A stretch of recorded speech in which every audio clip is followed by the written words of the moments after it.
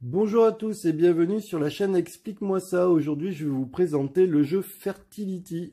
C'est un jeu où on peut jouer de 2 à 4 joueurs à partir de 10 ans et ça dure environ 45 minutes. C'est un jeu que j'ai beaucoup apprécié. J'ai fait une vidéo sur Miyabi qui est plus simple. Celui-là commence à être un peu plus complexe, mais il est très simple au niveau des règles. Les règles sont très simples. Il y a 3 pages et ça se lit en 10 minutes. Donc ça, c'est déjà appréciable. Je tiens à vraiment le signaler parce que souvent, on a des jeux très compliqués où les règles, pour expliquer quelque chose, ça passe dans tous les sens et on met beaucoup de temps à comprendre, alors que la logique est simple. Là, c'est vraiment très simple. Les règles se lisent très bien. Il y a des explications, il y a du visuel. C'est vraiment super simple. Le but du jeu, ça va être de construire des jardins. Nous allons, grâce au jardin, récupérer des ressources. Ces ressources, il y en a 4 types. Il y a les salades, de la pierre, du raisin, voilà, voilà, des raisins, et des bœufs. Oui, c'est plutôt pas mal. Ils se sont embêtés à faire des pièces un peu compliquées. On apprécie. Nous avons le blé aussi. Voilà. Voilà, donc donc on peut jouer à 4 joueurs. Là, j'ai présenté pour une partie à 2 joueurs. Donc en fait, vous avez des plateaux. Là, vous avez un plateau, 2 plateaux, 3 plateaux. On les relie ensemble grâce aux petits os. Là, je sais pas comment ça s'appelle.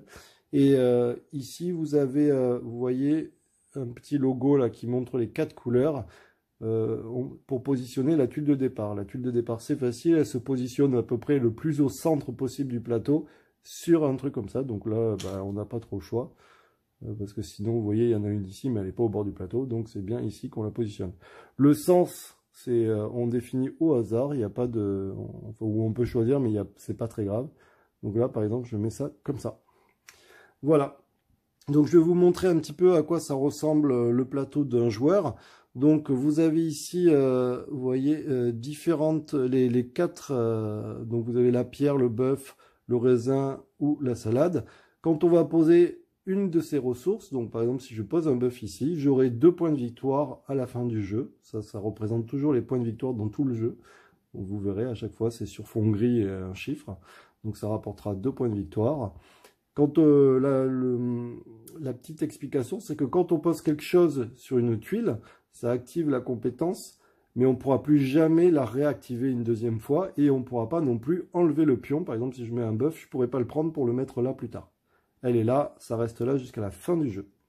Ici, si je pose une salade, je pourrais choisir immédiatement de poser une pierre, un bœuf ou du raisin quelque part. Donc admettons, si je mets une salade ici, je pourrais récupérer un raisin de la réserve et le positionner ici.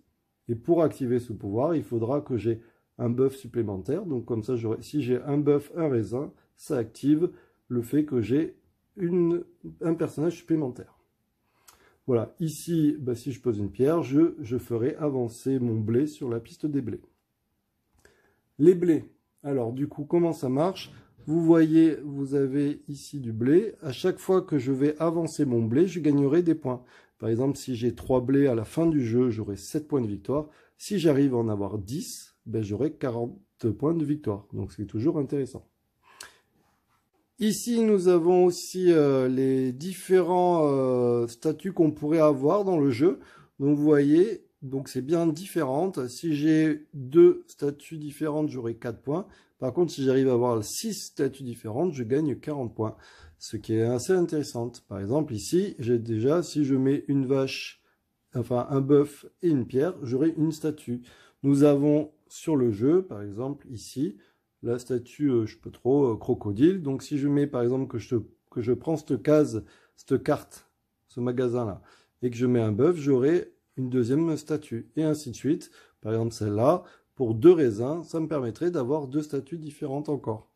Voilà. Attention, il faut vraiment qu'elles soient différentes, parce que des fois, il y en a plusieurs où c'est les mêmes. Donc du coup, ça ne marchera pas. Alors, comment se passe un tour? C'est assez simple. Donc du coup, je vous montre. On a donc au début chacun on a trois, on peut appeler ça comme des dominos en fait, avec des couleurs. Donc là par exemple, si je le pose à côté d'un vert, ben, je gagnerai une salade, et si je pose à côté d'un blanc, je gagnerai une pierre. Donc du coup, on a aussi notre niveau de blé qui est à 0. Donc premier tour de jeu, je choisis, j'enlève ça, je choisis par exemple ce domino là, et je suis obligé par contre, pour le positionner, il faut forcément que ça se touche. Donc par exemple, alors je vais vous mettre plus près, mais par exemple, il faut forcément qu'au début, la pierre touche la pierre. Je n'ai pas le droit de faire ça, forcément. C'est comme les dominos. Donc par exemple, je vais essayer de faire ça, puisque le vert touche le vert, donc ça m'arrange. C'était comme ça, je pose ici, et vous voyez, en le posant, je recouvre une de ces cases, ici. Au moment où on la recouvre, quelle que soit la carte juste au-dessus, ce n'est pas grave. Là, vous voyez, je pose du vert sur le raisin, c'est pas gênant. Au moment où je recouvre le raisin, donc du coup, je prends immédiatement une ressource raisin. Et comme je touche une verte, eh bien, je récupère une salade. Donc, j'ai ça. Maintenant que j'ai fait ça, je peux choisir un des 4 magasins ici. Je ne suis pas obligé de les prendre, mais je peux en prendre. Alors, vous voyez ici, le coût est en haut à droite. Par exemple, celui-là, eh bien, il est gratuit. Celui-là, il faut que je dépense 2 ressources. Pour les ressources, je peux dépenser soit mes 2 ressources que j'ai récupérées, ou alors si j'avais du blé, je pourrais dépenser du blé à la place de mes ressources. Je peux aussi, par exemple, dépenser, si j'avais un blé, je peux dépenser un blé et une ressource de mon choix. Le but du jeu est de payer 2 ressources. Alors, le pouvoir de cette carte, c'est quand j'aurai mis 3 vaches, enfin, ou 3 bœufs, j'aurai 3 points de victoire par bœuf posé dans mon jeu. C'est-à-dire que si à la fin du jeu, on regarde le nombre de bœufs qui ont été posés, et du coup, ça me fera 3 points de victoire par bœuf. Donc c'est assez intéressant. Le problème, c'est qu'il faut effectivement avoir 3 bœufs. Dès que par exemple, si je pose 3 bœufs, ben, ça fera déjà 3 x 3, 9. Donc c'est quand même intéressant. Mais elle est payante. Celle-là est gratuite. Si je pose un blanc ici, j'aurai 1 point par blanc dans le jeu. Donc je vais prendre par exemple celle-là, on va tester. Donc par exemple, je paye une ressource et ça me permettra d'avoir peut-être 2 animaux si j'ai un bœuf et un truc. Donc je le pose ici, je donne une ressource de mon choix. Donc par exemple, je donne une salade et celle-là, la ressource restante, je suis obligé de la poser. Sinon, si je ne la pose pas, alors je ne suis pas obligé, mais si je ne peux pas la poser, je ne la pose pas. Mais si je ne la pose pas, elle repart aussitôt directement au niveau des autres ressources. Je ne peux pas les garder pour le tour d'après. Donc, vaut mieux les utiliser. Donc, je vais positionner ici mon raisin. Et vous voyez, le raisin me fait avancer mon blé de 1. Voilà. Je rechoisis une carte puisqu'il faut que j'en ai 3. Donc, je choisis un domino qui m'intéresse. Je vais prendre par exemple celui-là. Et c'est au tour du suivant. On remet un 3e domino. Il faut toujours qu'il y en ait 3. Et on remet aussi une case comme ça. Le 2e joueur va par exemple choisir, donc on va dire, j'ai pas mis son plateau de jeu, hein, mais par exemple, il peut aussi dire, tiens, moi je vais partir par là. Là, le blanc touche le blanc, donc ça c'est bon. Et vous voyez, il touche aussi une case jaune. La case jaune, c'est du blé. Donc automatiquement, eh bien, en fait, il va monter son curseur jaune. Parce que quand il pose son domino, ça touche une case jaune. Il y a différentes possibilités. Admettons, dans le jeu, je vous fais un exemple. C'est comme ça. Si jamais, vous voyez, donc ça je peux parce que là, c'est pas correspondant, mais j'en ai au moins une case correspondante. Donc là, j'aurais gagné un jaune et un blanc. Et si à son tour de jeu, il décide de faire ça, il gagne un bœuf. Et comme ces 2 cases touchent le blé, et bien il avancerait le blé de 2. Donc si jamais c'est à moi de jouer ici, je fais ça. Ça veut dire que je prends directement un bœuf et j'avance mon blé de 2 cases. Et je choisis bien sûr une carte. Il y a aussi des possibilités où par exemple nous avons... Alors, je vais essayer de vous montrer. Alors, ça, c'est pas possible. Tac, tac. Bien sûr, je vais pas trouver la bonne. Alors, je vais faire pause pour vous montrer. Voilà. Ici, par exemple, vous voyez, j'ai du blanc de chaque côté. Je peux poser mon blanc, même si ça touche le vert, c'est pas grave, puisqu'il y en a au moins un qui touche. Et ici, quand je pose ici, je gagne un blanc parce qu'il touche celui-là, et je gagne un deuxième blanc parce qu'il touche celui-là. Donc je gagne 2 blancs et je gagne un blé. Donc là, je prends immédiatement 2 blancs, je monte mon blé, et du coup, je pose par exemple mon blanc ici, et je peux aussi positionner mon blanc ici. Là, pour le moment, vu qu'il me manque un bœuf, tant que je n'aurai pas fini ça, je n'aurai pas les 2 animaux. Je vais avancer plus vite dans la partie pour vous montrer comment ça se passe à la fin du jeu. Une petite chose que j'ai oublié de dire, ici vous voyez il y a marqué 15 points pour le premier et 7 points pour le second. Ça parle des monuments. Chaque joueur a des monuments. Alors nous avons ceux-là, par exemple pour un joueur. Il y en a un qui peut avoir les pyramides, d'autres les sphinx et d'autres des châteaux. D'accord, admettons, moi j'ai choisi d'avoir cela, mais comment je les positionne?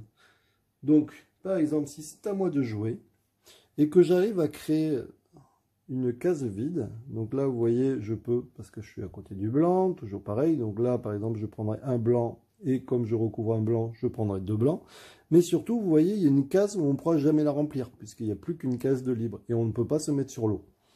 Je ne l'avais pas précisé, mais effectivement, vous ne pouvez jamais poser de domino sur l'eau. Et bien ici, il y a une case vide. Donc du coup, je peux décider de poser mon bâtiment. D'accord?